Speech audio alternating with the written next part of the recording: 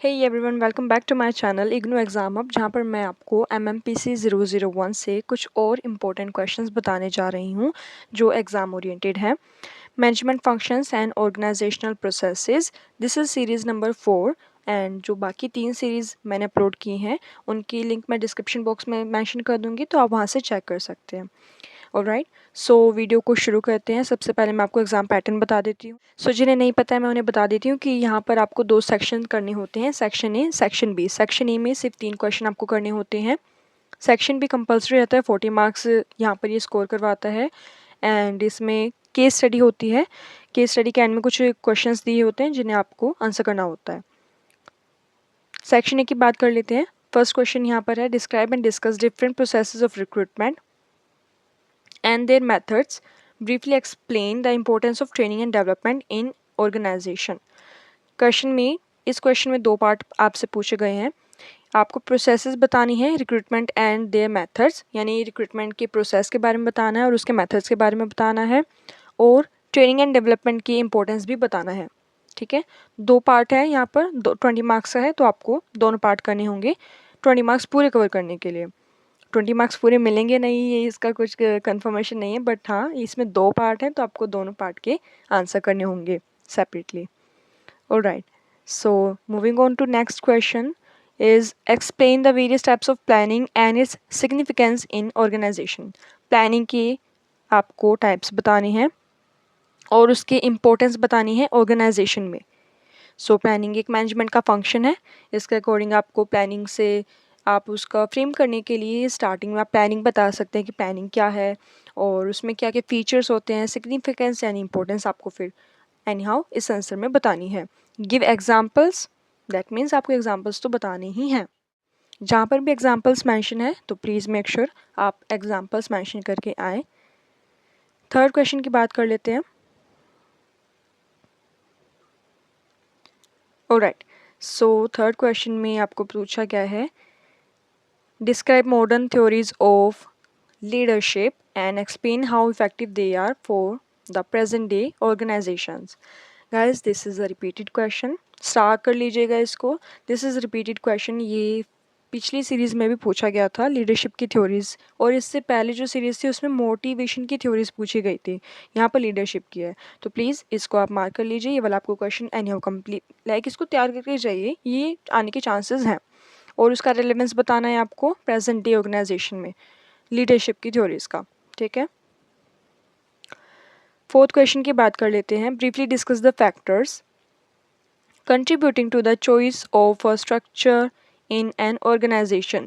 Describe any 2 types of organizational structures and their advantages and disadvantages. काफ़ी लंबा question है ये, लाइक आपको इसमें अच्छा खासा आंसर लिखना पड़ सकता है। 20 मार्क्स का है, बाकी सारे क्वेश्चन भी 20 मार्क्स, बट इसमें कुछ ज़्यादा मुझे लग रहा है पूछा गया है।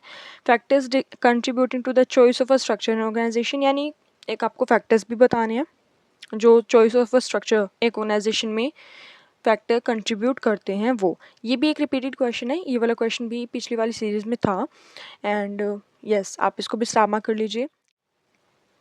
सो describe any 2 types of organizational structure and their advantages and disadvantages. तो यहाँ पर आपको इसके बारे में भी बताना पड़ेगा। ऑर्गेनाइजेशन स्ट्रक्चर आपको कोई 2 टाइप बताने होंगे और उसके अकॉर्डिंग आपको एडवांटेजेस एंड डिसएडवांटेजेस भी बतानी है। ठीक है, अगर ये क्वेश्चन आपको लेंथी लग रहा है तो हम 5th क्वेश्चन भी एक बार चेक कर लेते हैं, अगर वो थोड़ा इजी होता है तो हम उसको कर लेंगे। सो 5th क्वेश्चन में 5 पार्ट ओवरऑल दिए जाते हैं, जिसमें से सिर्फ आपको किन्हीं 3 के ऊपर शॉर्ट नोट बनाने होते हैं। First one is psychological barriers to communication, sustainable organisational culture, strategies to overcome resistance. ये तो हर एक सीरीज में है इससे related question, strategies to overcome resistance, तो आप ये कर लीजिए, ये आने के चांसेस बहुत ज़्यादा हैं। इसके अलावा corporate social responsibility CSR, brain storming. तो आपको इन 5 में से जो भी 3 अच्छे से आते हैं उनके ऊपर आपको शॉर्ट नोट बनाने हैं। ये था सेक्शन ए, जिसमें से आपको कोई 3 क्वेश्चन के आंसर करने हैं। आप देख सकते हैं जो आपको सबसे सही आते हैं, जो सबसे बेस्ट आप लिख सकते हैं वो कर लीजिए। Alright, moving to the section B part. Section B एक केस स्टडी रहती है, जैसा मैंने आपको पहले भी बताया हुआ है। केस स्टडी है, इसके कुछ क्वेश्चंस होंगे एंड में जो आपको करने होंगे। केस स्टडी में आपको लेंथ दिखा देती हूँ, मैं पढ़ के नहीं बता पाऊँगी क्योंकि वीडियो ज़्यादा लंबी हो जाएगी उसकी वजह से। सो मैं आपको केस स्टडी दिखा देती हूँ कितनी बड़ी हो सकती है। केस स्टडी को करने का तरीका क्या होता है, सबसे पहले आप क्वेश्चंस को पढ़ लीजिए, यानी क्वेश्चंस में क्या पूछा गया है। फर्स्ट क्वेश्चन, सेकंड क्वेश्चन, जो क्वेश्चंस दिए गए हैं आप उनको रीड आउट कर लीजिए। आपके माइंड में कॉन्सेप्ट आ जाएगा कि आपको किस तरीके से केस स्टडी को पढ़ना है। और केस स्टडी पढ़ते पढ़ते जो भी इंपॉर्टेंट चीज़ आपको लग रही है या जहाँ पर कोई इशू और प्रॉब्लम अराइज आपको होती हुई दिख रही है उसको हाईलाइट कर लीजिए। आपका टाइम बहुत सेव हो जाएगा कि आपको बार बार केस स्टडी को पढ़ना नहीं पड़ेगा। क्वेश्चंस यहाँ पर दिख गए हैं। Identify the problems in this case. ये आपको हर केस स्टडी में पहला क्वेश्चन मिलेगा कि आपको या तो प्रॉब्लम बतानी है जो केस में है या फिर कोर इशू। फर्स्ट पार्ट यही रहेगा। सेकेंड पार्ट है, do you think the decision taken by Shukla is keeping with the faith, trust and creating developmental climate in the organisation, critically evaluate. ये आपको इसका आंसर केस स्टडी को पढ़ने के बाद ही मिलेगा। थर्ड क्वेश्चन है, सी पार्ट है, हाउ वुड यू